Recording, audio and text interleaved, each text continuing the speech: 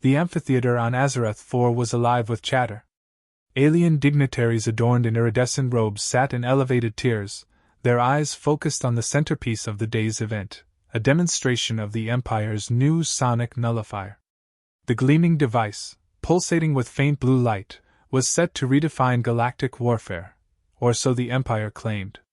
General Aurelok stood before the assembly, his crimson scales catching the artificial light.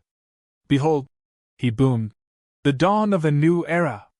Today, we bid farewell to the primitive projectile weapons that once plagued our galaxies." His voice dripped with derision, the edges of his lips curling in a grin that exposed sharp, predatory teeth. In the shadows near the cargo bay, Jimmy Cross rolled his eyes. "What a load of pompous drivel," he muttered, leaning against a battered crate. His crew exchanged uneasy glances. Most of them were content to avoid attention, but Jimmy's disdain for the Empire was a known liability. "Captain," whispered Mari, a wiry mechanic with grease-streaked hands, "let's just sell the scrap and get out of here. No need to stir the pot." Jimmy shrugged, pulling a cigar from his pocket and rolling it between his fingers. "I'm not stirring anything. Just watching the fireworks." The general's voice rose again, dragging Jimmy's attention back to the stage. "To illustrate the obsolescence of such crude technology, we've prepared a demonstration using a relic from Earth." With a theatrical wave, Aurelok gestured to a silver platform, where an unmistakable shape rested, a weathered M2 Browning machine gun. Jimmy's heart sank. His gun. A murmur rippled through the crowd. A delegate with translucent skin that shimmered like oil chuckled. "This is what humans relied on. A relic from a bygone age." Aurelok's laugh joined the cacophony. "Indeed! What better symbol of humanity's backwardness?" He turned to an aide, a tall, insectoid creature bristling with antennae. "Load it." Jimmy straightened, his cigar forgotten. "Like hell they will." Mari grabbed his arm. "Don't, Captain. They'll arrest you." But Jimmy shook her off, stepping into the light. "Excuse me," he called, his voice cutting through the din. The crowd turned, hundreds of alien eyes locking onto the lone human. "You mind explaining why you're parading my property like a sideshow?" Aurelok's expression darkened, though his grin remained fixed. "Ah, human! Fitting you'd defend such a quaint artifact. Shall we show you how it fares against real technology?" Jimmy's jaw tightened. "You don't know what you're handling." "Oh?" Aurelok sneered, stepping closer. "Enlighten us, Earthman. What secrets does this rusting piece of history hold?" "It's not about secrets," Jimmy replied. "It's about respect. That rusting piece of history you're mocking saved lives. Won wars. It's more than metal. It's ingenuity." The general waved dismissively. "Spare us the sentimentality. Let the galaxy see what happens when antiquity meets progress." He turned to his aide. "Proceed." The insected alien moved to the platform, loading a belt of ammunition into the Browning. Jimmy's stomach churned. Those weren't standard rounds. They were the ones he'd had crafted specifically to counteract high-energy fields. He swallowed hard. "General, those rounds are perfectly safe," Aurelok interrupted, his grin widening. "Unless, of course, your relic decides to backfire." The crowd laughed again, their derision echoing through the amphitheater. Jimmy's fists clenched at his sides, but he kept his voice calm. "Let me fire it." Aurelok's laughter ceased. "You! It's my gun. If you're going to put on a show, at least let the galaxy see it in the hands of someone who knows what they're doing." For a moment, the general considered. Then, with a shrug, he stepped aside. "Very well. Entertain us." Jimmy climbed onto the platform, his boots clanging against the metal. He ran a hand along the Browning's barrel, feeling its familiar grooves. His crew watched from the shadows, Mari mouthing silent protests. He ignored her. Aurelok gestured to the sonic nullifier, now positioned between the Browning and a target drone hovering 50 meters away. "Fire when ready, Earthman." Jimmy took a breath. His fingers found the trigger, his mind racing. The alloy in those rounds could bypass energy fields. The nullifier wouldn't just fail, it would be obliterated. And when that happened, well, he muttered under his breath. No turning back now. He squeezed the trigger. The first round erupted with a thunderous crack, the sound splitting the air. The crowd's laughter died instantly. The bullet hit the nullifier, and instead of vanishing, it punched through the field like a knife through paper, striking the drone with explosive force. Shards of metal rained down as the audience gasped. Jimmy didn't stop. Round after round tore through the nullifier's shield, each shot a defiance of physics as the Empire understood it. Sparks flew, and the once pristine amphitheater descended into chaos. Delegates scrambled for cover, their arrogance replaced with raw panic. Aureloc's voice rose above the din. "Cease fire! Cease!" But Jimmy's final shot silenced him, the bullet ricocheting off the nullifier and embedding itself in the general's podium, inches from his hand. Jimmy stood, smoke curling from the Browning's barrel, and let the silence hang. "Well," he said, his voice steady, "I guess progress isn't all it's cracked up to be." Aureloc's composure cracked. "Sabotage!" he bellowed. "This was a trick!" Jimmy stepped down, meeting the general's glare with a smirk. "No trick. Just good old-fashioned Earth engineering." The crowd erupted again, but this time it wasn't laughter. Delegates argued, pointing fingers, their confidence in the Empire's invincibility shaken. In the chaos, Jimmy returned to his crew. Mari grabbed his arm. "We have to go. Now." Jimmy nodded, casting a final glance at the stage. Arelock was shouting orders, but no one seemed to be listening. The cracks in the Empire's facade had been exposed, and there was no patching them. As the crew boarded their ship, Mari shot him a look. "You just made us a lot of enemies, Captain." Jimmy lit his cigar finally. "Enemies? Nah. Just a few embarrassed spectators." He exhaled, the smoke curling around his grin. "Besides, sometimes the galaxy needs a reminder. Never underestimate an old dog with old tricks." The amphitheater still buzzed with the aftermath of the chaos, whispers of disbelief cutting through the tension. General Aureloc's crimson scales glimmered as he stood motionless, his claws gripping the edge of the podium. His voice, when it finally came, was sharp and loud enough to cut the murmurs like a blade. "Seize him!" he barked, his words directed at the pair of armored guards stationed at the amphitheater's edge. Jimmy Cross remained calm, stepping forward to meet their approach with a faint smirk. His boots echoed against the platform's metallic surface as he raised both hands. "I'll save you the trouble, General. No need to make this harder than it already is." The guards grabbed his arms roughly, their reptilian hands cold and unyielding. Mari, watching from the shadows with the rest of the crew, tensed visibly but kept her position. Jimmy caught her eye briefly and gave her a subtle shake of his head. The message was clear: stay out of it. General Arelock descended the stairs slowly, his imposing frame casting long shadows over the gathered crowd. The smug superiority he had radiated earlier was now replaced by a barely restrained fury. He stopped inches from Jimmy, leaning down to meet his level. "You think this is funny?" Arelock hissed. "You've humiliated the Empire before half the galaxy." Jimmy raised an eyebrow. "I didn't humiliate the Empire, General. Your overconfidence did. I just pulled a trigger." Arelock's nostrils flared, his claws twitching as if he were considering tearing Jimmy apart then and there. Instead, he straightened, turning to address the audience. "What you've just witnessed was sabotage. This man's weapon and ammunition were tampered with, a deliberate attempt to discredit the Empire's technological advancements." Jimmy chuckled under his breath, drawing Arelock's attention back to him. "Sabotage? General, you picked my weapon at random. If I planned this, you think I'd have left my gun lying in a crate for you to take? You've got it backward. You're the one who handed me this opportunity on a silver platter." Arelock's tail lashed behind him, betraying his growing frustration.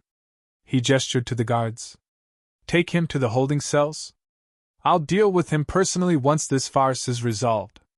As the guards dragged Jimmy toward the edge of the amphitheater, his voice rang out over the murmuring crowd. "You all saw it. The mighty sonic nullifier couldn't stop a relic from Earth. Imagine what it couldn't stop if we put our minds to it. The alien delegates exchanged glances, some nodding faintly in agreement, while others whispered heatedly among themselves. Arelok roared for silence, but the seeds of doubt had already been sown. The holding cell was a stark, sterile chamber carved into the amphitheater's lower levels. The walls were a dull, featureless gray, and the single energy barrier at the entrance emitted a faint hum. Jimmy leaned casually against the far wall, rubbing his wrists where the guards had left marks. Not exactly the VIP treatment I was hoping for, he muttered to himself. Footsteps echoed down the corridor outside, growing louder until Arelok appeared, flanked by his aides. The general dismissed his entourage with a sharp gesture and stepped through the barrier, which deactivated briefly to let him enter.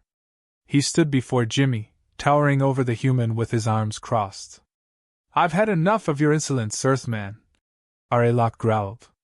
"You're going to explain exactly how your weapon bypassed the nullifier, or I'll ensure you never see another sunrise." Jimmy shrugged.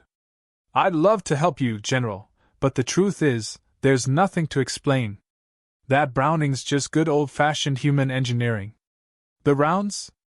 A little creative metallurgy. All perfectly legal, I might add." "Lies," Arelok spat. "The nullifier was designed to counter all known projectile-based weaponry. Your bullets shouldn't have even reached the shield." Jimmy's smirk widened. "Maybe the Empire isn't as clever as it thinks.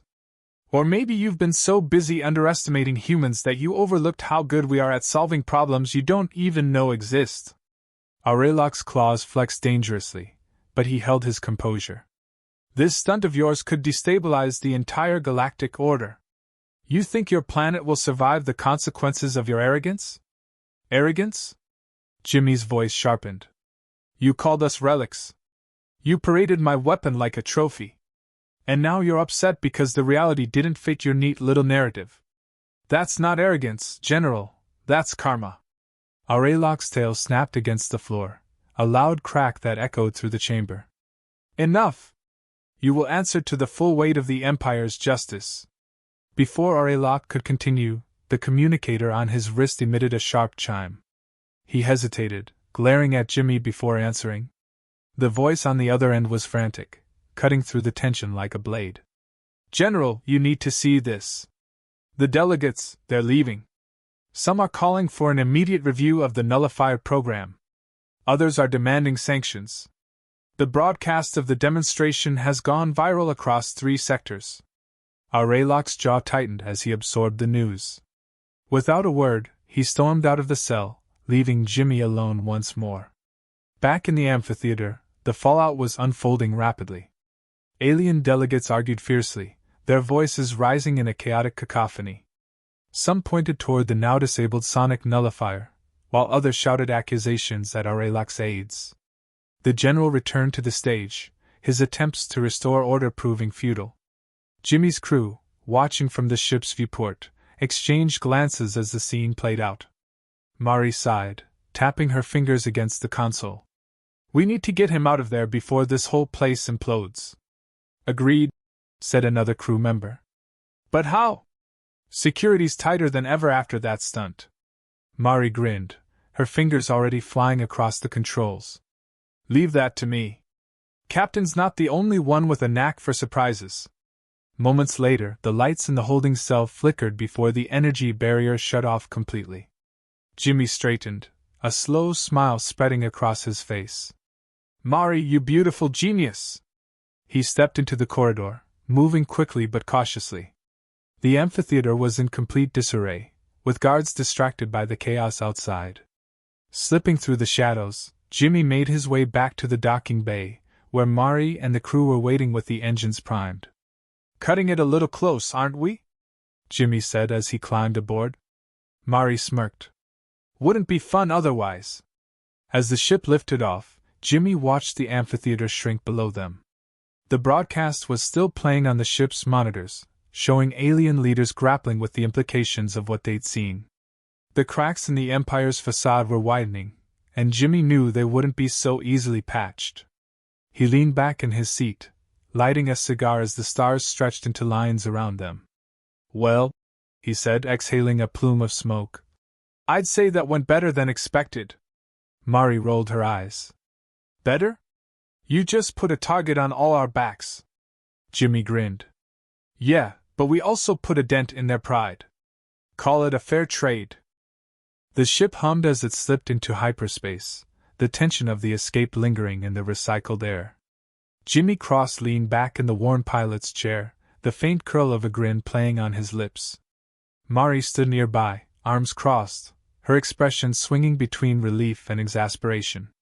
You're lucky we don't charge you for the rescue, Captain, she said, her voice carrying that edge she reserved for the moments he'd nearly gotten them all killed. One day, your mouth is going to write a check even your luck can't cash. Jimmy exhaled a plume of smoke from the cigar that seemed permanently glued to his hand. And yet, here I am, alive and kicking. You ever think maybe my luck isn't luck? Maybe it's just finely tuned skill. Mari snorted. Skill doesn't explain walking into an amphitheater full of hostile aliens and challenging the Galactic Empire to a pissing contest. He chuckled. No, that's what we call guts. Across the cockpit, Trin, the ship's communications specialist, swiveled in his chair. His 3 eyes blinked out of sync as he gestured to the console. Captain, you might want to take a look at this. The Empire's comm channels are lighting up. Jimmy leaned forward, his grin fading. Details, Trin? Trin tapped a clawed finger against the screen. The broadcast of your little demonstration is spreading faster than a starship running from a black hole. It's all anyone's talking about. The Empire's scrambling to explain how their invincible tech got punked by an antique. Jimmy let out a low whistle. Guess the galaxy likes a good underdog story? Trin wasn't smiling. They're also calling for your head. Arraylock's spinning it as sabotage, saying you exploited classified weaknesses in their systems. They're labeling you a rogue terrorist. Jimmy sighed, rubbing his temples. Great. Public enemy number 1. Always wanted that on my resume. Mari groaned. Captain, this is serious. They're not going to let this slide. Arraylock's pride is bruised, and we all know how well the Empire takes humiliation. Jimmy stood, pacing the cockpit with deliberate calm. Let them come. If there's one thing I know about empires, it's that they hate looking weak. Right now, they're scrambling to save face. That gives us an advantage. Mari threw up her hands. And what's the plan? Because sitting here in hyperspace isn't exactly inspiring confidence. Trin interrupted, his voice tense. We've got an incoming transmission. Unidentified sender. Origin points outside Empire jurisdiction. Jimmy frowned. Let's hear it. Trin patched the signal through, and the cockpit filled with a voice smooth and deliberate, tinged with an accent none of them recognized. Captain Cross, I presume. Quite the show you put on back there. Jimmy raised an eyebrow. Depends who's asking. The voice chuckled. A friend for now. Let's just say your stunt has earned you some admirers, and some enemies. I represent a coalition of independent systems who've been waiting for someone to expose the Empire's vulnerabilities. Your little demonstration has created opportunities. Mari leaned closer, whispering. This smells like a trap. Jimmy waved her off. What kind of opportunities? The voice grew serious. Rebellion. The Empire's hold on the outer territories is weaker than they let on, but their propaganda keeps the systems in line. You've given us proof that their technology isn't infallible. If you join us, we can use that proof to ignite a movement. Jimmy hesitated. And what's in it for me? Freedom. From the Empire's reach. A chance to be part of something bigger than running salvage jobs on the fringe. Trin muted the calm, turning to Jimmy. Captain, this is insane. If we align with rebels, we'll never be able to fly safely again. The Empire will hunt us to the ends of the galaxy. Jimmy leaned back in his chair, his gaze distant. They're already hunting us, Trin. Question is, do we run or do we make it count? Mari's voice softened. You're really thinking about this? Jimmy nodded. I didn't spend my life fighting for scraps just to watch the galaxy roll over for a bunch of arrogant overlords. If this is our chance to punch back, maybe it's worth the risk. Trin unmuted the comm. All right, mysterious voice. Suppose we're interested. Where do we start? The voice returned, sharp with urgency. Transmit your coordinates. We'll rendezvous in neutral space. But be quick, the Empire isn't far behind. Mari glared at Jimmy. You sure about this? He nodded, his smirk returning. What's life without a little rebellion? As Trin sent the coordinates, alarms blared across the cockpit. The ship's sensors lit up, displaying multiple blips closing in fast. Mari's fingers flew across the console. Empire patrol ships. They found us. Jimmy slid into the pilot's seat, his movements fluid and practiced. Guess they're not big fans of our rebellion idea. Mari strapped herself into the co-pilot's chair. What's the plan, Captain? Jimmy grinned. We run. But not before giving them something to remember us by. He flipped a series of switches, and the ship's engines roared to life. Trin, divert power to shields. Mari, arm the turrets. Let's give them a taste of Earth's finest. The patrol ships closed in, their sleek designs shimmering against the starlight. The first volley of laser fire struck their shields, causing the cockpit to shudder. Jimmy maneuvered the ship with precision, weaving through the onslaught. Mari's voice was steady, despite the chaos. Turrets are live. Returning fire. The ship's cannons lit up, sending bursts of energy toward the patrol ships. One exploded in a fiery blaze, but the others adjusted their formation, closing the gap. Trin's voice was frantic. We can't outgun them, Captain. They're too fast. Jimmy's grin widened. Good thing we don't need to.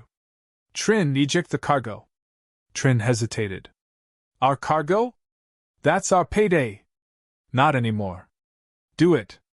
With a reluctant sigh, Trin activated the release, and the ship's hull jettisoned its crates.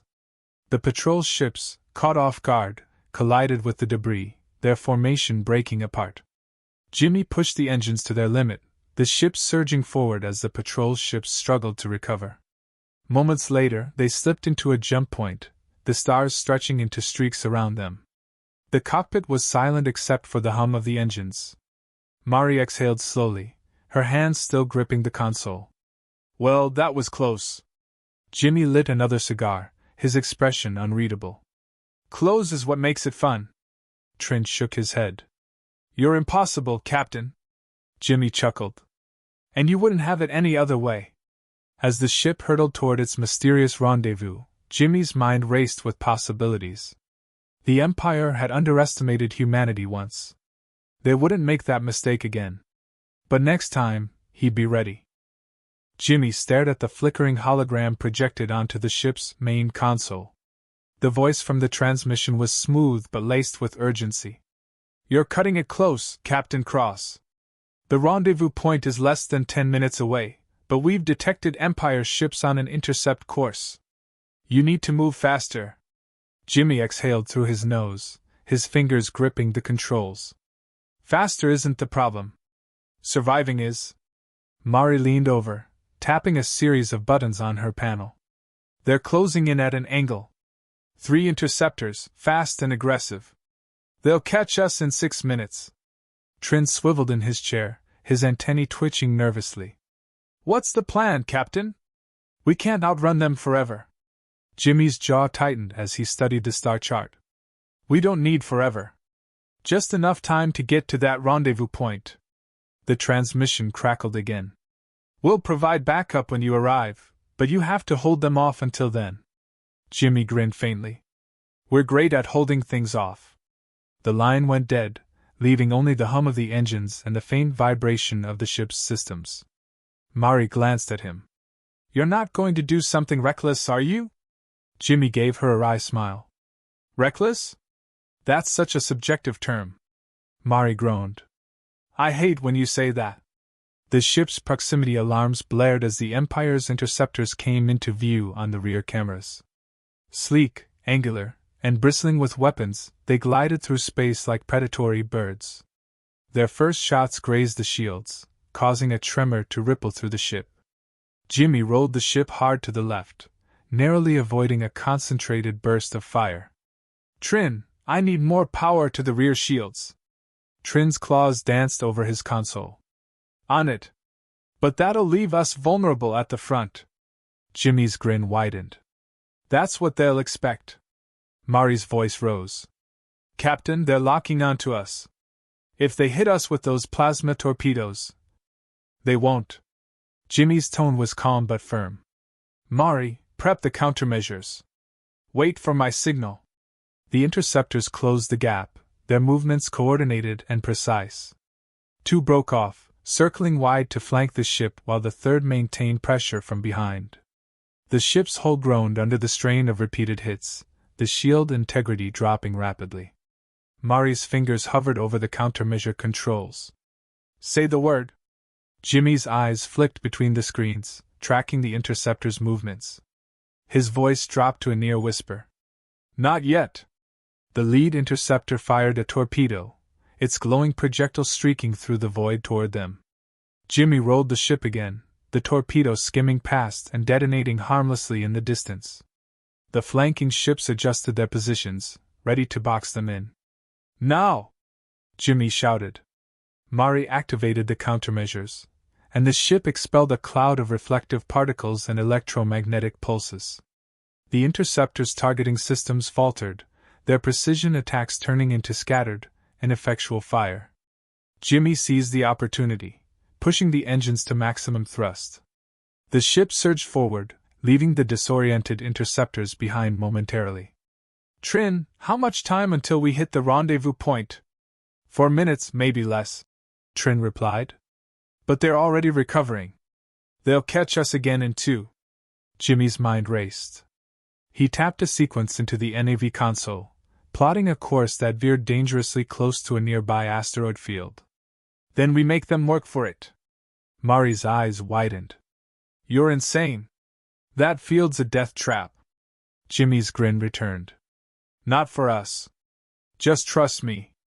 The ship veered sharply, plunging into the dense cluster of tumbling asteroids. Massive chunks of rock loomed on all sides, spinning and colliding with bone-rattling force. Jimmy maneuvered the ship with practiced precision, weaving through the chaos as the interceptors hesitated at the field's edge. They're slowing down, Trin said. They don't want to risk a collision. Jimmy nodded. Good. Let's give them a reason to stay nervous. He guided the ship toward a particularly dense section of the field, skimming dangerously close to a massive asteroid. The interceptors, unwilling to lose their prey, followed at a cautious distance, their weapons still firing sporadically. One interceptor clipped an asteroid, its shields flaring before it spiraled out of control and exploded in a brilliant flash. Mari let out a breath she hadn't realized she was holding. That's one down. 2 to go, Jimmy muttered. The remaining interceptors adjusted their tactics, splitting up to attack from different angles. One fired a burst of plasma bolts that struck the ship's aft shields, sending sparks flying across the cockpit. Trin cursed under his breath. Shields are failing, Captain. We can't take much more of this. Jimmy's voice remained steady. We don't need much more. Mari, find me a big one. Mari scanned the asteroid field, her eyes narrowing as she identified a massive rock on a collision course with the ship. There. 20 degrees to starboard. But if we don't move fast, we'll hit it too. Jimmy adjusted the controls, steering the ship directly toward the asteroid. The interceptors pursued relentlessly, their weapons hammering the ship's weakening defenses. At the last possible moment, Jimmy pulled the ship into a sharp dive, narrowly avoiding the asteroid's surface. The lead interceptor wasn't so lucky. It struck the asteroid head-on, disintegrating in a fiery explosion that sent debris scattering in all directions. The final interceptor veered away, its pilot clearly reconsidering the chase. Trin, Jimmy called. How's our time? 1 minute to the rendezvous point, Trin replied. We're almost there. Jimmy guided the ship out of the asteroid field, the rendezvous beacon flashing on the NAV screen. A small fleet of ships awaited them, their designs varied and rugged, clearly belonging to the coalition that had contacted them. The remaining interceptor lingered at the edge of the asteroid field, its pilot unwilling to engage the assembled fleet. After a tense moment, it turned and retreated, disappearing into hyperspace. Jimmy slumped back in his chair, the tension finally easing from his shoulders. Mari let out a relieved laugh. "You actually did it! You crazy son of a language," Jimmy said with a smirk. "We're in polite company now." The calm crackled to life again, the smooth voice from before returning. "Impressive work, Captain Cross. Welcome to the rebellion." Jimmy exhaled slowly, his gaze fixed on the fleet ahead. "Let's hope you're worth it."